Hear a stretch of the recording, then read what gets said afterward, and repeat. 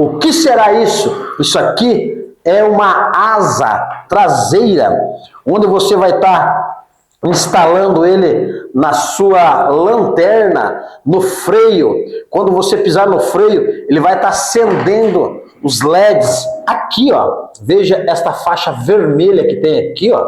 Isso daqui é o LED. Quando você pisar no freio, quando você der seta, ele vai... Deu seta para um lado, ele dá metade para cá, ele pisca. Deu seta para o outro, dá metade para cá, ele vai piscar. Pisou no freio, ele acende uma luz mais forte, vermelha.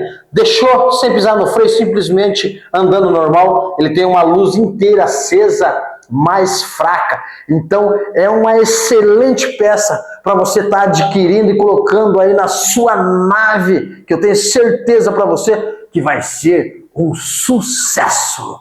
Não esqueça, também na descrição desse vídeo, teu carro vai ficar show de bola!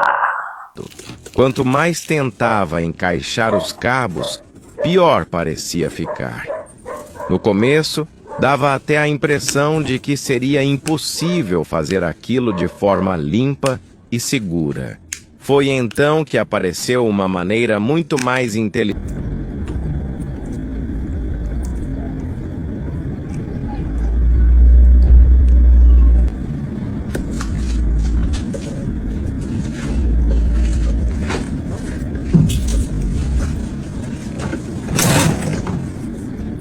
Ele estava tentando organizar vários cabos no disjuntor, mas aquilo já tinha virado uma verdadeira bagunça. Fios escapando, pouco espaço e uma dificuldade enorme para deixar tudo firme e organizado. Gente de organizar toda a conexão. Um detalhe simples mudou completamente o encaixe dos fios e deixou tudo muito mais prático. E o mais impressionante é que, depois que você vê essa técnica funcionando, fica difícil entender.